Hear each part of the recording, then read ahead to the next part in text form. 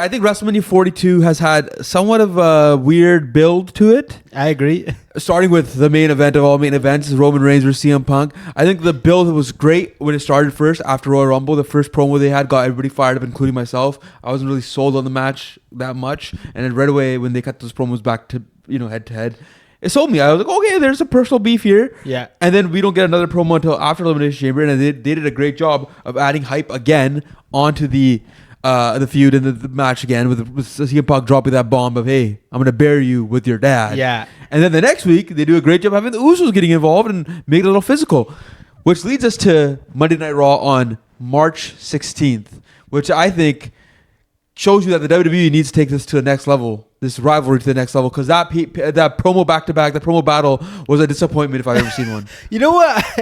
They rip each other for saying the same thing. And it's like, like Roman Reigns like, oh, you're going to say the same thing on part-time on this. Yeah. But he cuts the same promo every single week. It's like, something new has to be injected into this feud. It can't be like, oh, I hate you, Phil. And then Phil be like, yo, Phil's saying the same thing too. It's like, it's just getting annoying at this point. You know what? Because CM Punk just took the stakes to another level. Yes, with that. He did. Made it personal and everything. And Roman Reigns just didn't really take it to that level. He kind of made some of the comments about AJ Lee. It was more respectful than anything. Yeah. I think Roman Reigns comes across more of a baby face here than anything, where CM Punk is coming across as like a heel. Yeah. Like a dickish heel, where he's kind of being like, hey, taking shots right at your family, right at your parent. He knows where your ego is. Oh, it's a mind game type of thing now. Where I don't think that this feud should go. At some point, it needs to get to the physical spot, the physical aspect.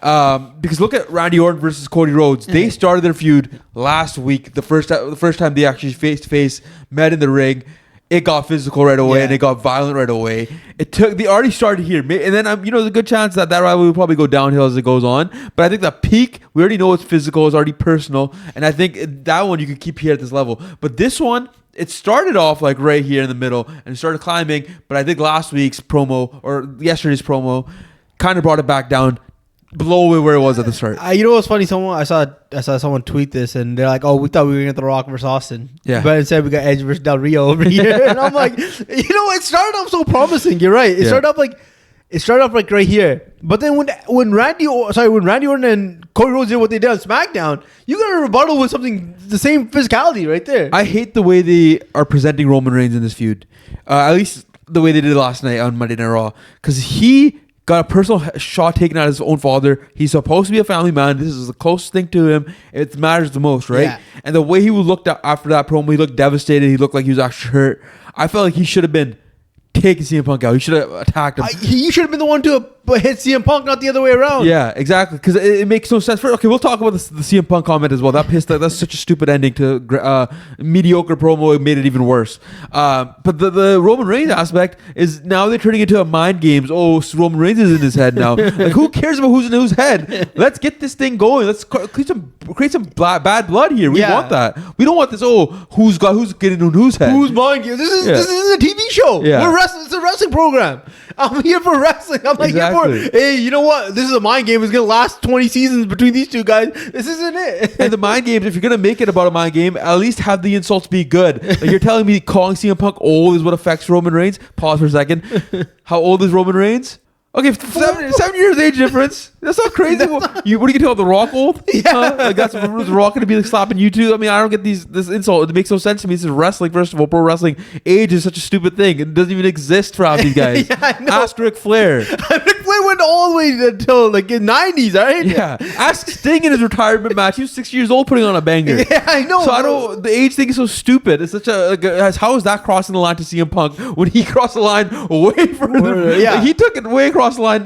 He crossed the line that was actually there. Roman Reigns just said like a normal comment, "You're old," and CM Punk punches him in the face. I thought like when he called him old, I thought, okay, here we go. We're gonna lead him to bring up like something about like his dog or Larry or something. He's gonna push the limit, but he didn't even push it. No. And it's just like he's like Roman's, I can see a lot of things, but you're old, CM Punk. That's what you're gonna say. That's apparently the whole story, the thing that was supposed to lead to that punch was Roman Reigns bringing up CM Punk's dog. I'm surprised. I don't know why they didn't do it. I don't know if it got nixed. If it did, that's stupid as hell. Yeah. I don't know why. Whether they ran out of time. There's so much other stuff going on in this promo that just like was like, okay, kind of dragging it with Roman trying to leave. Like in the second promo, Roman tried to leave and CM Punk stopped him. They had the same thing happen here. CM Punk steps out of the ring, calls him a young boy, all this stuff. Like, it was getting a little disrespectful, but it wasn't getting to that point where you're like, okay, this is great. I think this is just like a problem across the board right now with the WWE. When it comes to these face-to-face promo battles in these championship matches, they haven't been great at all. No. If you look at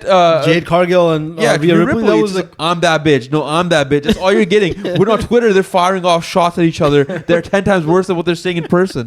It makes no sense. And then you have the other feud with Liv Morgan and Stephanie Vicard. They had like one segment or two segments that were like, okay, we got something here. And then last night on Raw, what really happened? Sky got involved in this match. Nothing made sense. It doesn't.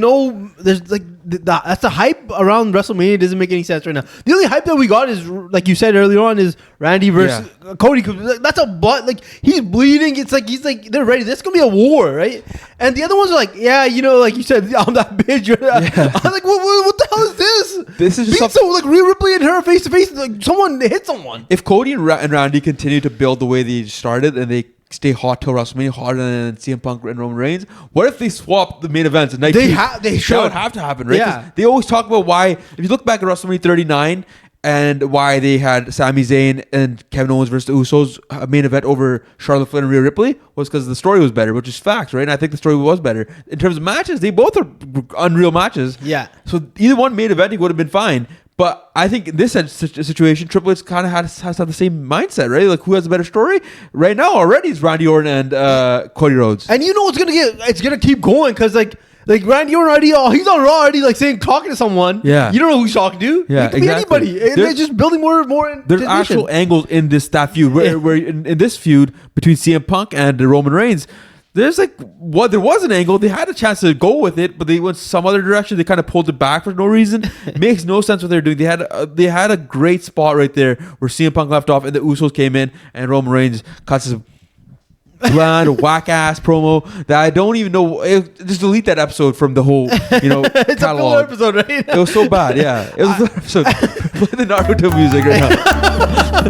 I feel like this whole WrestleMania thing is just like lacking. Like it's lacking in matches. It's lacking in story. Right. Like, I don't like the fact that the stories are starting to build now. Yeah. Like I don't like that. Like, I like when 2 years ago when it was Cody Rhodes' story is starting for 2 years and now we're finishing it. Or it was like Sami Zayn versus Gunther. That made sense because someone had to end Gunther's. Here's this underdog finally beating Gunther, right? It's just, I don't like the stories like, we're going to start building the stories to WrestleMania five weeks out. Right. It doesn't make any sense to me. Yeah, I agree with that because here's the thing. If you look back at WrestleMania 39, like I just talked about, a lot of stories were still building from like November or December, October. The matches were building by then. Where this year, those builds haven't even started at all. No. Like the feuds that we are gonna get, I think, are like the AJ Lee, Becky Lynch. That's kind of starting. The story's being told. Yeah. And then Finn Balor versus Dominic Mysterio. That story's being told as well. So those are gonna be WrestleMania matches you already have stories in. But there's not many other matches like that. But then on the other side, I feel like them not having the matches announced yet is better than them announcing them, because then you could build to the match. Yeah, announced. You're right.